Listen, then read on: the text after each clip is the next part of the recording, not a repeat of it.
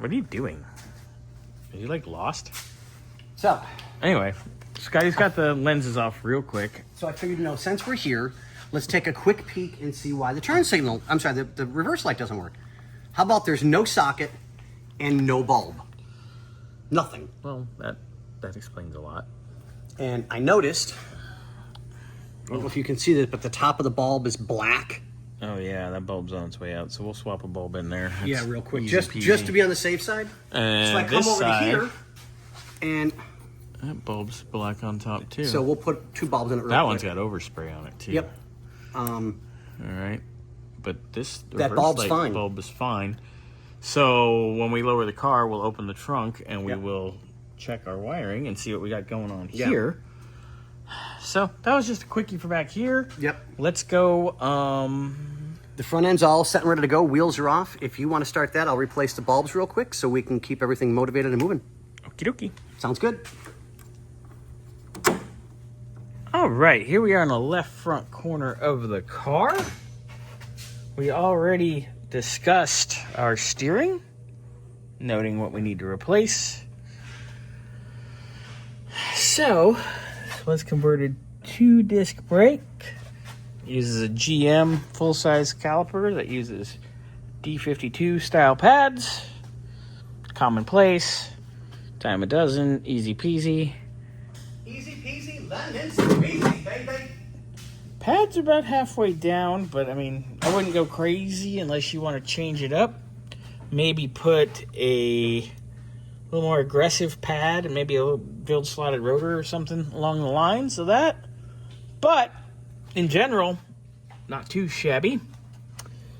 Ball joints are good. We checked all that. They're just a little dirty, but nothing new there. Upper control arm bushings look a little janky. They're not terrible though. No, they're not They're terrible. just starting to crack.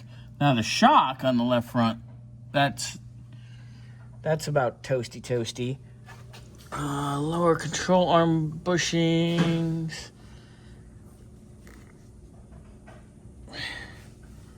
They are getting a little bit questionable. Sway bar end links and bushings are all poly. That's nice. I like it. I like it a lot. I like it a lot. Scotty's being weird today. So I've replaced front shocks, maybe the lower control arm bushings. Not too shabby otherwise. Nice brake lines. Well, thank you. I just had them stopped. Oh my God, Scotty.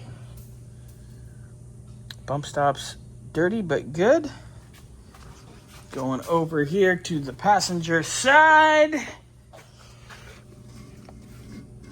Pretty much same story as the driver's side. It's a little bit of oil up there underneath the valve covers for the gasket, but it's an easy gasket to handle. Also, the breathers vent to atmosphere. Wouldn't mind putting that up on a PCV setup. That'll keep the engine bay a little bit cleaner. But we're looking pretty decent otherwise. I know we talked about doing a tune-up. I definitely do not like how these plug wires are routed. You are right, Scotty. Yeah. What was somebody thinking? That wire for number 6 should be on the other side of the header tube, not zip-tied and wrapped around all ghetto. Yep. That's But what I said. I think the set is fine. It's just somebody wasn't smart enough to route it, which is normal. Upper control arm bushings, already discussed. Nice up here. Ball joint, dirty but fine. Shock.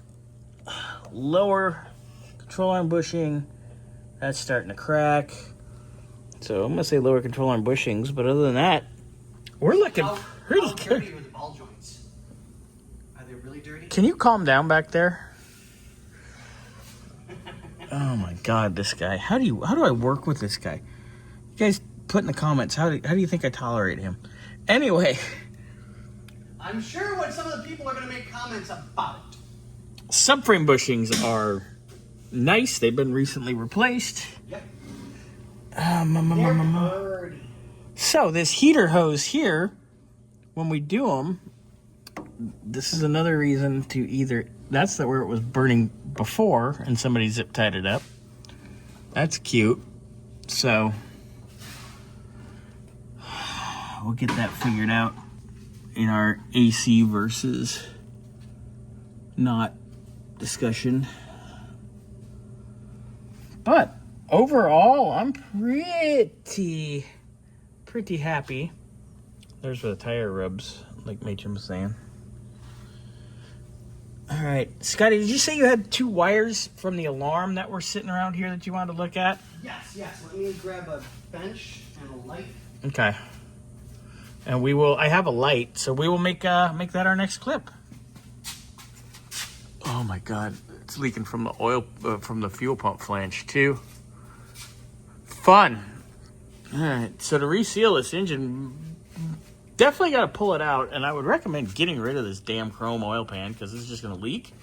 And also, while we're in here with this stock starter, I'd recommend getting the mini starter so it actually cranks faster because the headers like to kill these damn things.